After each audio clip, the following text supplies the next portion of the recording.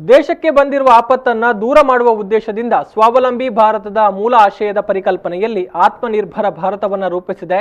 ದೇಶದ ಪ್ರಜೆಗಳು ತಮ್ಮ ಬದುಕನ್ನು ರೂಪಿಸಿಕೊಂಡು ಸ್ವಾವಲಂಬಿಗಳಾಗಬೇಕಿದ್ರೆ ಆತ್ಮನಿರ್ಭರ ಭಾರತದಂತಹ ಕಾರ್ಯಕ್ರಮಗಳು ಅನಿವಾರ್ಯ ಅಂತ ಜಿಲ್ಲಾ ಉಸ್ತುವಾರಿ ಸಚಿವ ಕೋಟ ಶ್ರೀನಿವಾಸ ಪೂಜಾರಿ ಅವರು ಹೇಳಿದರು.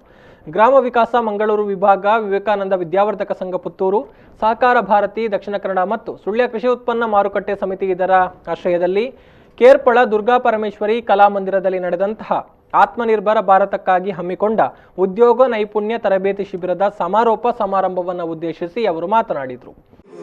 ಯೋಚನೆ ಮಾಡಿ ಇಡೀ ರಾಜ್ಯದಲ್ಲಿ ನಮ್ಮ ಈ ಕಾರ್ಯಕ್ರಮವನ್ನು ಹಮ್ಮಿಕೊಳ್ಳಿಕ್ಕೆ ಪ್ರಾರಂಭ ಮಾಡಿದ್ದೇವೆ. ಹೀಗೆ ಒಂದು ಯೋಚನೆ ಮಾಡಿ ನಮ್ಮ ಸ್ವಂತ ಕಾಲ ಮೇಲೆ ನಾವು ನಿಂತು ನಮ್ಮ ಬದುಕನ್ನು ರೂಪಿಸಿಕೊಳ್ಬೇಕು ಅಂತ ಹೇಳುವಾಗ ಹೊರಗೆ ಕಾಲನೆ ಇಟ್ಟಾಗ ನಿಮಗೆ ಸಮಸ್ಯೆಗಳು ಪ್ರಾರಂಭ ಆಗುತ್ತೆ. ಕೆಲವು ಸಾರಿ ನಿಮ್ಮ ಉದ್ಯೋಗಕ್ಕೆ ಬೇಕಾದಂಥ ಯಾವುದಾದ್ರೂ ಜಾಗಗಳು ಬೇಕು, ನಿಮ್ಮ ಉದ್ಯೋಗಕ್ಕೆ ಬೇಕಾದಂಥ ಅನುದಾನಗಳು ಬೇಕು, ನಿಮ್ಮ ಉದ್ಯೋಗಕ್ಕೆ ಬೇಕಾದಂಥ ಸಾಲ ಸೌಲಭ್ಯಗಳು ಬೇಕು. ಸಮಾರಂಭದ ಅಧ್ಯಕ್ಷತೆಯನ್ನ ಸುಳ್ಯ ಶಾಸಕ ಎಸ್ ಅಂಗಾರ ಅವರು ವಹಿಸಿದ್ರು.